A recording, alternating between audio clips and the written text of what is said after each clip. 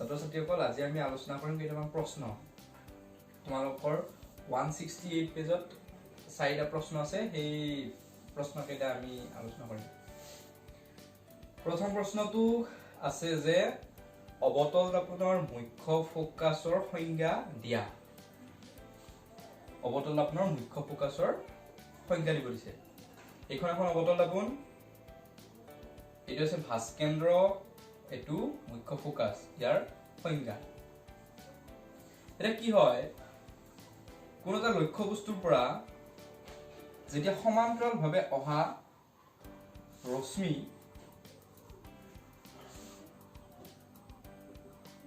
এই প্ৰতিফলকত খুন্দা খাই কি হয় ইহতে এই ফোকাসৰ মাজেৰে আহে ইয়াত যিমান কেইডাল আপতিত ৰশ্মি মুখ্য অক্ষৰ সমান্তৰালভাৱে আহে সেইবিলাকে কি কৰে এই ফোকাসত কটাকটি কৰে এতিয়া আমি এই ডেফিনেশন বা সংজ্ঞাটো এনেদৰে দিব পাৰো যে অবতল দাপনৰ লক্ষ্য বস্তুৰ পৰা অহা আপতিত ৰশ্মি অৰ্থাৎ এই আপতিত ৰশ্মিসমূহ মুখ্য অক্ষৰ সমান্তৰাল সেই মুখ্য অক্ষৰ সমান্তৰালভাৱে অহা আপতিত ৰশ্মিসমূহ প্ৰতিফলিত হৈ যিটো বিন্দুত কটাকটি কৰে সেই বিন্দুটোকে মুখ্য ফোকাস বুলি কোৱা হয় নেক্সট 2 নম্বৰ প্ৰশ্নটো আছে যে তোমালোকৰ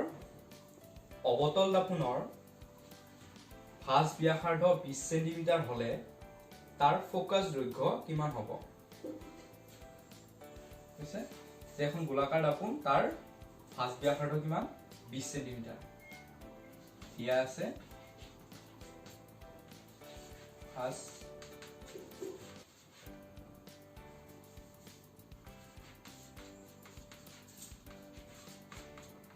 আৰ ফাজ ব্যাসাৰ্ধ আমি কি এৰে খুচাও আৰ এৰে 20 সেমি আমাক উলিয়াব দিছে ফোকাস দৈৰ্ঘ্য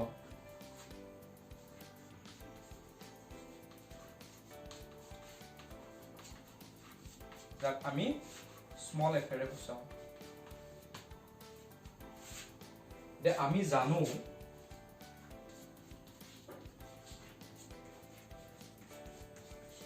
কি জানো এটো মই এই কথাটো কোৱা নাছিলো যে ভাজ ব্যাসাৰ্ধ আৰু ফোকাস দৈৰ্ঘ্যৰ মাজৰ এটা সম্বন্ধ আছে এই সম্বন্ধটো কি হয় যে ভাজ ব্যাসাৰ্ধক যেতিয়া আমি 2 ৰে হৰণ কৰিম তেতিয়া ফোকাস দৈৰ্ঘ্য পাওঁ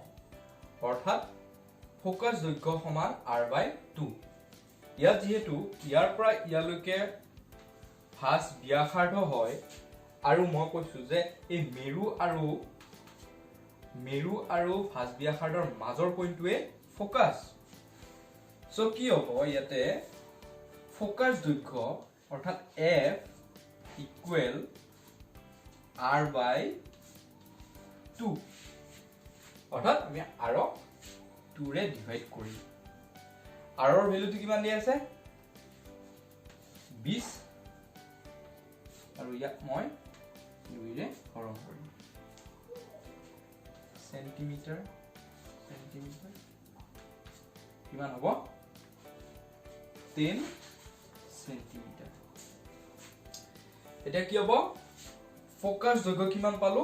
10 সেন্টিমিটাৰ নেক্সট তোমালোকৰ 3 নম্বৰ প্ৰশ্নটো কি আছে যে এনেকুৱা এখন দাপনৰ নাম কোৱা যিখনে থিয় আৰু বিবৰ্ধিত প্ৰতিবিম্ব গঠন কৰে আমাক এখন দাপনৰ নাম ক'ব দিছে যিয়ে থিয় আৰু বিবৰ্ধিত থিয় মানে কি মুখ্য অক্ষৰ ওপৰৰ ফালে আৰু বিবৰ্ধিত মানে হল লক্ষ্য বস্তুতকৈ প্ৰতিবিম্বটো ডাঙৰ হ'ব লাগিব আমি যোৱা ক্লাছত কি পাইছিলো যে সাধাৰণতে অবতল দাপনৰ আমি প্ৰথম যিটা কন্ডিশন পাইছিলো তাত প্ৰতিবিম্ব বিলাক কি হৈছিল ওলোটা হৈছিল আৰু লাষ্ট যেটো কন্ডিশন চাইছিলো যে ফোকাস আৰু মেৰুৰ মাজত আমি যেতিয়া লক্ষ্য বস্তু ৰাখিছিলো তেতিয়া দাপনৰ পিছফালে প্ৰতিবিম্ব গঠন হৈছিল আৰু সেই প্ৰতিবিম্বটো কি আছিল থিয় আছিল আৰু লক্ষ্য বস্তুতকৈ ডাঙৰ আছিল কিন্তু আমি যদি উত্তল দাপন চাও উত্তল দাপনৰ যিবিলাক প্ৰতিবিম্ব হয় প্ৰত্যেকবিলাক প্ৰতিবিম্বই কি হয় লক্ষ্য বস্তুতকৈ প্ৰতিবিম্বৰ আকাৰটো সৰু হয় সেইকাৰণে আমি এতিয়া কি উদাহৰণ হিচাপে কোনখন দাপোন দিব লাগিব অবতল দাপোন অবতল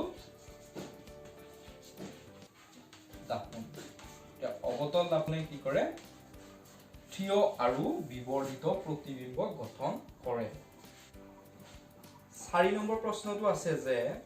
গাড়ীৰ পিছফাল চাবলৈ আমি কিয় উত্তল দাপোন ব্যৱহাৰ কৰো বা গাড়ীৰ পিছফাল চাবলৈ উত্তল দাপোন কিয় ব্যৱহাৰ কৰা হয় মই যোৱা ক্লাছতো কৈছো যে আমি যেতিয়া গাড়ীৰ পিছফাল চাবলৈ গাড়ীৰ কাষৰ ফালে কি কৰে উত্তল দাপোন সাধাৰণতে উত্তল দাপোন ব্যৱহাৰ কৰে আৰু উত্তল দাপোন ব্যৱহাৰ কৰাৰ কাৰণটো এটোই যে এই দাপোন ব্যৱহাৰ কৰিলে আমি প্ৰতিবিম্ব বিলাক সৰু সৰুকৈ দেখো আৰু সৰু সৰুকৈ দেখা মানে ই কি বেছিকে কভাৰ কৰিব পাৰে অৰ্থাৎ ইয়াৰ যেটো যিখন মানে ফলক হয় বা আমি দেখা পোৱা যেটো দৃশ্য সেই দৃশ্যটো বহু দূৰলৈ বা বহু পৰিসৰটো বৃদ্ধি হয় আৰু পৰিসৰটো বৃদ্ধি হোৱা মানে কি আমি এখন গাড়ী যেতিয়া চলাই যাম তেতিয়া ড্ৰাইভাৰজনে কি কৰিব সেই দাপোনখন চাই পেলাই পিছফালে গাড়ী আহিছে নে নাই বা কাষৰ ফালে গাড়ী আছে নেকি তাক ভালদৰে চাব পাৰে আৰু তাৰ ফলত চাই গাড়ীখন নিৰাপদে যদি ৰাস্তা ক্ৰছ কৰিব লগা হয় তেতিয়া ৰাস্তা ক্ৰছ কৰিব পাৰে নাইবা গাড়ীখন পিছুৱাবৰ কাৰণেও কি হয় সুবিধাজনক হয় সেই কাৰণে উত্তল দাপোন ব্যৱহাৰ কৰা হয় এতিয়া ডাইৰেক্ট উত্তৰটো এনেকৈ লিখিব পৰা যে উত্তল দাপোন ব্যৱহাৰ কৰাৰ ফলত কি হয় আমি প্ৰতিবিম্ববিলাক সৰু দেখো যাৰ ফলত কি হয় ৰাস্তাটো বহু দূৰলৈ আমি পৰ্যবেক্ষণ কৰিব পাৰো বা ড্ৰাইভাৰজনে চাব পাৰে আৰু যাৰ ফলত ড্ৰাইভাৰজনে গাড়ীখন নিৰাপদে চলাই পাৰ কৰিব পাৰে এটো হৈছে ট্ৰেঞ্চাৰ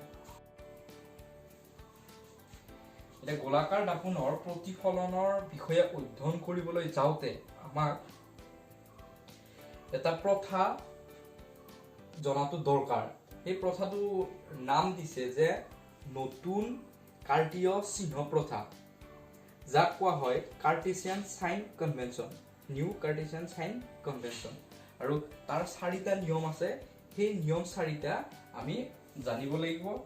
4টা পইণ্ট আৰু তাৰ আগতে এটা কথা ক'ব লাগিব যে এই যে মেৰু থাকে সেই মেৰুটোক কি বুলি কোৱা হয় বা এই দাপোনখনক যেটো আমি স্থানাঙ্ক জ্যামিতি পঢ়োতে x ড্যাশ o x এনেদৰে কি কৰিছিলো এই গ্ৰাফখনক আমি নামাকৰণ কৰিছিলো বা y ড্যাশ o y ঠিক তেনেদৰে ইয়াতে গোলাকাৰ দাপোনখনটো কি কৰা হয় x ড্যাশ স্থানাঙ্ক পদ্ধতি লিখা হয় আৰু ইয়াত কি থাকিব p টু o হিচাপে থাকে অৰ্থাৎ মূলবিন্দু হিচাপে থাকে আৰু এইফালে থাকিব x ড্যাশ আৰু এইফালে থাকিব x ইয়াত থাকিব o আৰু ইয়াত কি হয় এই p টু মূলবিন্দু হয় আৰু এই ইয়াৰ ওপৰত ভিত্তি কৰি কি কৰা হয় সেই নিয়ম কেইটা লিখা হয় এটা প্ৰথমটো আছে যে কি সাধাৰণতে লক্ষ্য বস্তুটো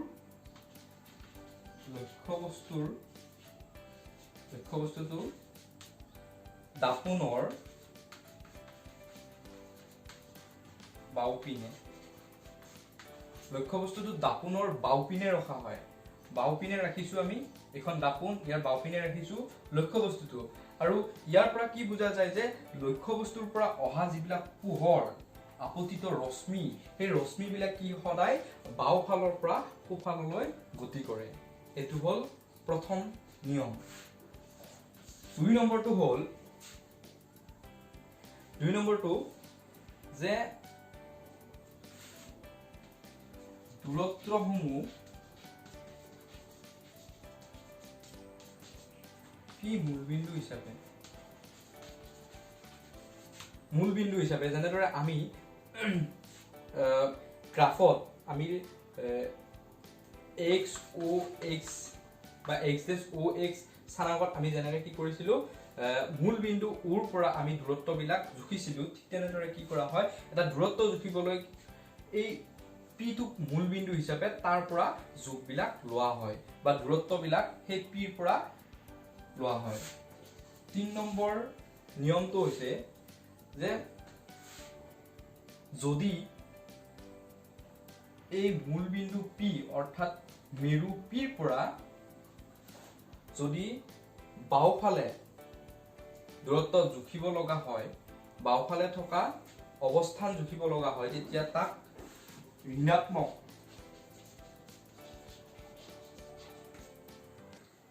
যেনেকৈ গ্ৰাফত আমি কি কৰিছিলো, এই মূলবিন্দু O ৰ পৰা কি কৰিছিলো, বাওফালে থাকিলে তাক আমি ঋণাত্মক দিছিলো, আৰু সোঁফালে যদি জুখিব লগা হয় তাক আমি ধনাত্মক দিছিলো। সোঁফালে জুখিব লগা হলে আমি ধনাত্মক দিছিলো আৰু বাওফালে জুখিব লগা হলে আমি ঋণাত্মক দিছিলো।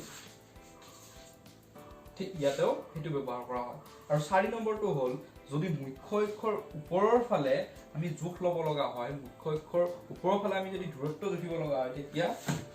ওপৰৰ পিনে পজিটিভ ধৰা হয়, আৰু যদি তলৰ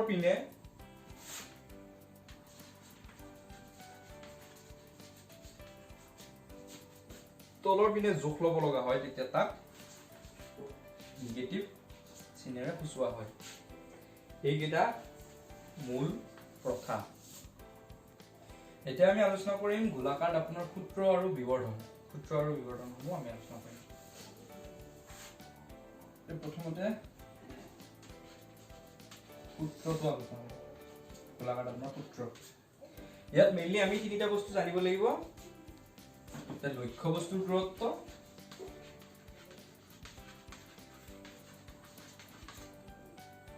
দুই নম্বৰটো প্ৰতিবিম্বৰ দূৰত্ব, আৰু 3 নম্বৰটো ফোকাস দৈৰ্ঘ্য।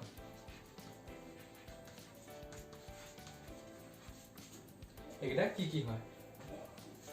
লক্ষ্য বস্তুৰ দূৰত্ব মানে হ'ল দাপোনখনৰ যি মেৰু থাকে, সেই মেৰুৰ পৰা লক্ষ্য বস্তুটোৰ দূৰত্ব, তাক কোৱা হয় লক্ষ্য বস্তুৰ দূৰত্ব। লক্ষ্য বস্তু আমি য'ত ৰাখিম, ধৰা হ'ল মই ইয়াতে লক্ষ্য বস্তুটো ৰাখিছো, আৰু P আছে ইয়াতে, অৰ্থাৎ মেৰু আছে ইয়াতে, ইয়াৰ পৰা ইয়ালৈকে যিখিনি দূৰত্ব হয় সেইখিনি কোৱা হয় লক্ষ্য বস্তুৰ দূৰত্ব। ইয়াক আমি কিহেৰে সূচাও? ইউৰে সূচাও। এইবাৰ আহিল প্ৰতিবিম্বৰ দূৰত্ব। প্ৰতিবিম্বৰ দূৰত্ব কাক কয়? এটা প্ৰতিবিম্বৰ দূৰত্ব সেইখিনিকে ক'ব যে মেৰু আৰু প্ৰতিবিম্বৰ মাজৰ দূৰত্বখিনি কোৱা হয় প্ৰতিবিম্বৰ দূৰত্ব, যাক আমি ভিৰে সূচাও, স্মল ভি স্মল ইউ। আৰু এইবাৰ আহিল ফোকাস দৈৰ্ঘ্য। ফোকাস দৈৰ্ঘ্য কাক কয়? যে মেৰু আৰু ফোকাসৰ মাজৰ দূৰত্ব, তাক কোৱা হয় ফোকাস দৈৰ্ঘ্য, যাক আমি স্মল এফ এৰে সূচাও। এই তিনিটা বস্তু আমাৰ দাপোনৰ সূত্ৰ ব্যৱহাৰ কৰিবলৈ কি লাগিব? এই তিনিটা ৰাখি লাগিব। এতিয়া দাপোনৰ প্ৰত্যেক লক্ষ্য বস্তু প্ৰতিবিম্বৰ কাৰণে এটা সূত্ৰ সদায় প্ৰযোজ্য হয়, সেইটো হ'ল 1/v plus 1/u is always equal to 1/f হয়। প্ৰত্যেক শৰ্ততে কি হয়? 1/v plus 1/u equal to 1/f। এই হৈছে দাপোনৰ সূত্ৰ। এতিয়া আমি আলোচনা কৰিম বিবৰ্ধন। বিবৰ্ধন কি বস্তু? যাক কোৱা হয় ম্যাগনিফিকেশন। এতিয়া বিবৰ্ধনটো হ'ল সেইটো বস্তু যে লক্ষ্য বস্তুৰ তুলনাত প্ৰতিবিম্বটো কিমান ডাঙৰ, সেইটোৱে হ'ল বিবৰ্ধন। অৰ্থাৎ এখন দাপোনৰ বাবে উৎপন্ন কৰা প্ৰতিবিম্বটো সেই দাপোনখনৰ লক্ষ্য বস্তুৰ তুলনাত কিমান গুণ ডাঙৰ, তাকে বিবৰ্ধন বুলি কোৱা হয়। ইয়াক আমি m এৰে সূচাও।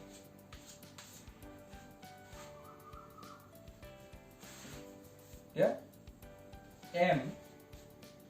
is equal প্ৰতিবিম্বৰ আকাৰ, যেহেতু প্ৰতিবিম্বৰ আকাৰৰ সাপেক্ষে হয়, তলত থাকিব লক্ষ্য বস্তুৰ আকাৰ। অৰ্থাৎ লক্ষ্য বস্তুৰ আকাৰেৰে আমি প্ৰতিবিম্বৰ আকাৰক হৰণ কৰিম যেহেতু কিমান গুণ ডাঙৰ হয় তাৰ উত্তৰটোই হৈছে তাৰ অনুপাতটোই হৈছে বিবৰ্ধন এতিয়া আমি প্ৰতিবিম্বৰ আকাৰক লক্ষ্যবস্তুৰে হৰণ কৰিম কিন্তু কি লাগিব ইয়াত মাইনাস চিহ্ন এটা লাগিব प्रतिबिंबर आकार যদি আমি h দেশেৰে খুচাও এটা লক্ষ্যবস্তুৰ আকাৰ আমি h অৰ্থাৎ হাইট আৰু এটো प्रतिबिंबर आकार আমি কিৰে খুচাও h দেশ আৰু লক্ষ্যবস্তুৰ আকাৰ h ৰে খুচাও আগত লাগিব মাইনাস এতিয়া আমি আলোচনা কৰিম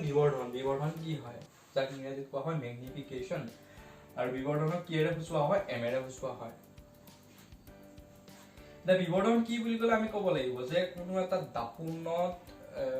উৎপন্ন হোৱা প্ৰতিবিম্বটো লক্ষ্যবস্তুৰ তুলনাত কিমান গুণ ডাঙৰ তাকে বিবৰ্ধন বুলি কোৱা হয় অৰ্থাৎ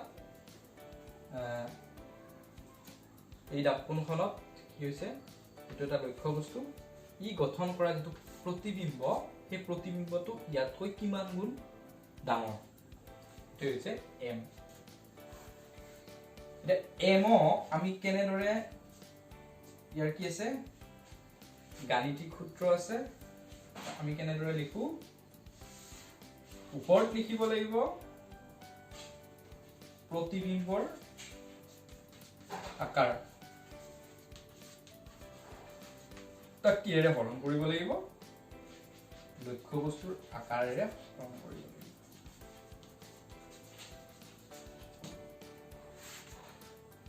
प्रतिबिंबर आकार যদি আমি কি বুলি ধৰো h ড্যাশ বুলি ধৰো লক্ষ্যবস্তুৰ আকাৰ আমি ধৰিম h অৰ্থাৎ এটা হাইট আৰু যেহেতু কি কিমান গুণ ডাঙৰ সেই কাৰণে আমি কি কৰিছো প্ৰতিবিম্ব লক্ষ্যবস্তুৰে হৰণ কৰিছো অৰ্থাৎ প্ৰতিবিম্ব আৰু লক্ষ্যবস্তুৰ ক'ব গলে এটা অনুপাত এতিয়া আমি এনেদৰে বিবৰ্ধন লিখো এতিয়া এই বিবৰ্ধনৰ লগত আৰু এটা কি হৈ আছে ৰিলেটেড হৈ আছে প্ৰতিবিম্বৰ দূৰত্ব আৰু লক্ষ্যবস্তুৰ দূৰত্ব যদি আমাক এটা অংক কৰিব দিছে সমস্যা এটা কৰিব দিছে যে তাত আমাক কি দিয়া নাই বিবৰ্ধন উলাব দিছে কিন্তু প্ৰতিবিম্বৰ আকাৰ আৰু লক্ষ্যবস্তুৰ আকাৰ দিয়া নাই কিন্তু দিয়া আছে লক্ষ্যবস্তুৰ দূৰত্ব প্ৰতিবিম্বৰ দূৰত্বতে লক্ষ্যবস্তুৰ দূৰত্ব আৰু প্ৰতিবিম্বৰ দূৰত্বৰ সহায়ত আমি কি উলিয়াব পাৰো বিবৰ্ধন উলিয়াব পাৰো কেনেকে মাইনাস লাগিব আৰু v অৰ্থাৎ প্ৰতিবিম্বৰ দূৰত্ব আৰু u লক্ষ্যবস্তুৰ দূৰত্ব প্ৰতিবিম্বৰ দূৰত্বক লক্ষ্যবস্তুৰ দূৰত্বৰে হৰণ কৰি তাৰ আগত কি দিব লাগিব মাইনাস চিন দিব লাগিব আৰু কিটোই হ'ব কি বিবৰ্ধন অৰ্থাৎ আমি m ক কেনেদৰে লিখিব পাৰো h/h নাইবা -v/u এতিয়া আমি চাম কোনবিলাক প্ৰতিবিম্বৰ আকাৰ কোনবিলাকত ধনাত্মক হ'ব কোনবিলাকত ঋণাত্মক হ'ব এটা সাধাৰণতে চোৱা আমি লক্ষ্যবস্তুবিলাক মুখ্য অক্ষৰ ওপৰৰ ফালে লওঁ আৰু সেই কাৰণে কি হয় লক্ষ্যবস্তুৰ যেটো আকাৰ লক্ষ্যবস্তুৰ উচ্চতা তাক আমি কি কৰো সাধাৰণতে পজিটিভ ধৰো লক্ষ্যবস্তুৰ আকাৰ আৰু प्रतिबिंबर आकार বিশেষকৈ যিবিলাক কি হয় হট प्रतिबिंब গঠন হয় সেইবিলাক দাপোনৰ তলৰ ফালে গঠন হয় আৰু এইবিলাক নেগেটিভ হয় যেহেতু মই আগতে কৈছো যে মুখ্য অক্ষৰ তলৰ ফালে জোখা যোগবিলাক সদায় কি হয় নেগেটিভ হয় আৰু ওপৰৰ ফালে যিবিলাক আমি জোখো সেইবিলাক পজিটিভ হয় এইকাৰণে আমি এটা কি ক'ব পাৰো যে অসৎ प्रतिबिंবৰ ক্ষেত্ৰত সদায় ধনাত্মক চিহ্ন ব্যৱহাৰ কৰো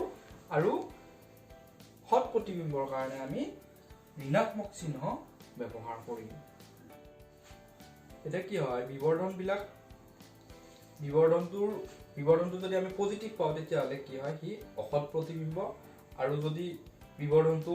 নেগেটিভ পাওঁ কি হট प्रतिबिंब হয় অৰ্থাৎ দাপনখনে গঠন কৰা प्रतिबिंबটো হট হ'ব আৰু যদি বিবৰ্ধনটো পজিটিভ হয় অৰ্থাৎ ধনাত্মক হয় তেতিয়া এই দাপনখনে উৎপন্ন কৰা প্ৰতিবিম্বটো অসৎ হয় আজি আমি এইখিনিতে সামৰিলো ইয়াৰ পিছৰ ক্লাছত আমি যিমানখিনি আছে বা পিছত অংক আছে সেইবিলাক আমি নেক্সট ক্লাছত চাম